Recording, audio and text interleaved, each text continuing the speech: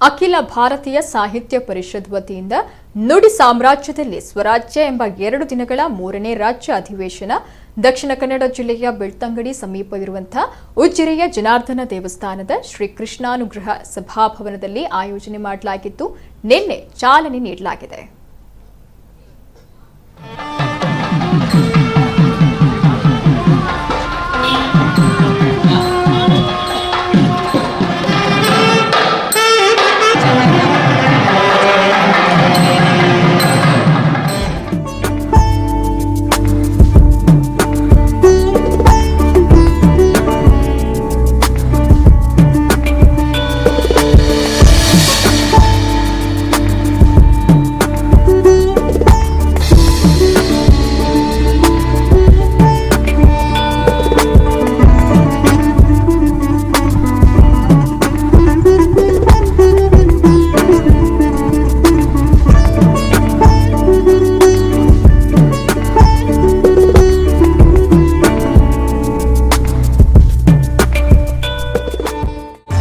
ಶ್ರೀ ಕ್ಷೇತ್ರ ಧರ್ಮಸ್ಥಳದ ಧರ್ಮಾಧಿಕಾರಿ ಡಾಕ್ಟರ್ ಡಿ ವೀರೇಂದ್ರ ಹೆಗ್ಗಡೆಯವರು ದೀಪ ಬೆಳಗಿಸಿ ಅಧಿವೇಶನಕ್ಕೆ ಚಾಲನೆ ನೀಡಿದ್ರು.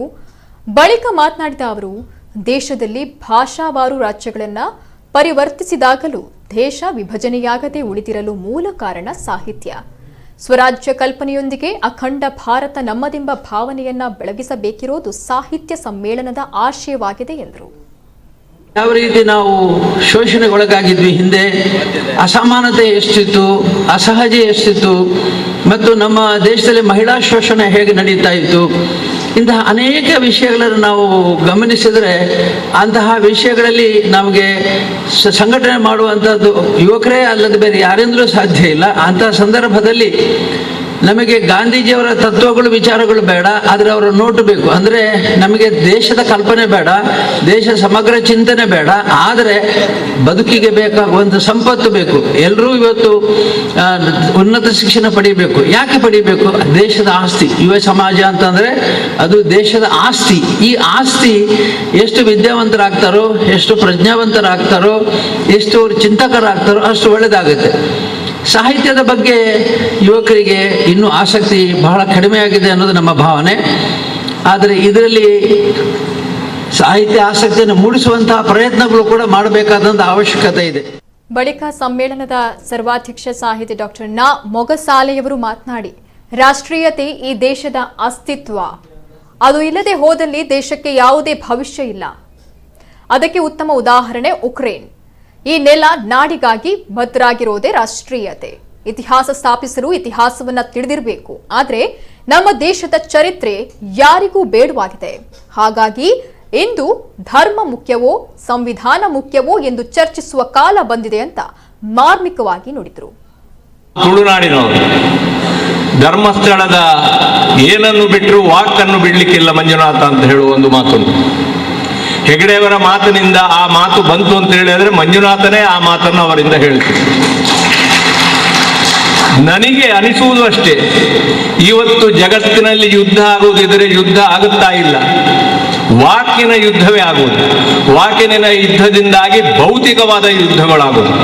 ಎಷ್ಟು ವಾಕ್ ಕೆಟ್ಟು ಹೋಗಿದೆ, ಎಷ್ಟು ಮಾತು ಕೆಟ್ಟು ಹೋಗಿದೆ ಅಂತ ಹೇಳಿದ್ರೆ ನಾವು 10ನೇ ಶತಮಾನಕ್ಕೆ ಪಂಪ ಇದ್ದಲ್ಲಿಗೆ ಈಗ ಹೋಗಬೇಕು. ಪಂಪನ ಆದಿಪುರಾಣದ ನಾಂದಿ ಪದ್ಯ ಇದು ಯಾಕೆ ಹೇಳ್ತೇನೆ ಅಂದರೆ, ನುಡಿ ಸಾಮ್ರಾಜ್ಯದಲ್ಲಿ ನುಡಿಯ ಹಿನ್ನೆಲೆಯಿಂದ ಈ ಮಾತನ್ನು ಹೇಳ್ತಾ ಇದ್ದೇನೆ. ನುಡಿ ಸಾಮ್ರಾಜ್ಯದಲ್ಲಿ ಸ್ವರಾಜ್ಯ ಅಂತ ಬಹಳ ಅಪರೂಪದ ಒಂದು ಘೋಷವಾಕ್ಯ ಅಥವಾ ಏನು ಅದನ್ನು ಧ್ಯೇಯವಾಕ್ಯ ಅಂತ. ಘೋಷವಾಕ್ಯಕ್ಕಿಂತಲೂ ಇದು ಧ್ಯೇಯವಾಕ್ಯ. ಧ್ಯೇಯವಾಕ್ಯವನ್ನು ಈ ಸಮ್ಮೇಳನಕ್ಕೆ ಕೊಟ್ಟಿದ್ದಾರೆ. ಇನ್ನು ಸ್ವಾಗತ ಸಮಿತಿಯ ಗೌರವಾಧ್ಯಕ್ಷ ಹಾಗೂ ಇಂಡಿಯನ್ ರೆಡ್ ಕ್ರಾಸ್ ಸಂಸ್ಥೆಯ ಚೇರ್ಮನ್ ಸಿಎಸ್ ಶಾಂತಾರಾಮ ಶೆಟ್ಟಿ ವಸ್ತು ಪ್ರದರ್ಶನವನ್ನು ಉದ್ಘಾಟಿಸಿದರು. ಬಳಿಕ ಸ್ವಯಂ ಸೇವಕ ಸಂಘದ ಪ್ರಚಾರಕ ಕೃಷ್ಣ ಪ್ರಸಾದ್ ಬದಿ ರಚಿಸಿದ ಅಧಿವೇಶನ ಗೀತೆಯನ್ನ ಗಾಯಕಿ ನಂದಿನಿ ಹಾಡಿದರು. ಸಮ್ಮೇಳನದ ಸಮಿತಿಯ ಸಂಚಾಲಕ ಡಾಕ್ಟರ್ ಮಾಧವ ಎಂಕೆ, ಸ್ವಯಂ ಸೇವಕ ಸಂಘದ ಪ್ರಚಾರಕ ಕೃಷ್ಣ ಪ್ರಸಾದ್, ಶಾಂತಾರಾಮ ಶೆಟ್ಟಿ ಸೇರಿದಂತೆ ಗಣ್ಯಾತಿ ಗಣ್ಯರು ಕಾರ್ಯಕ್ರಮದಲ್ಲಿ ಉಪಸ್ಥಿತರಿದ್ದರು.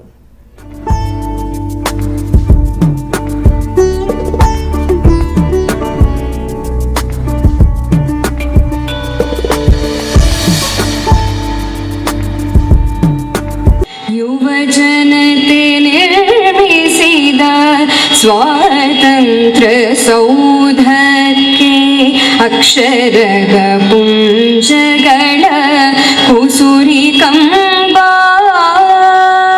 ಯುವ ಜನತೆ ನಿರ್ಮಿಸಿದ ಸ್ವಾತಂತ್ರ್ಯ ಸೌಧಕ್ಕೆ ಅಕ್ಷರದ ಪುಂಜಗಳ ಕುಸುರಿ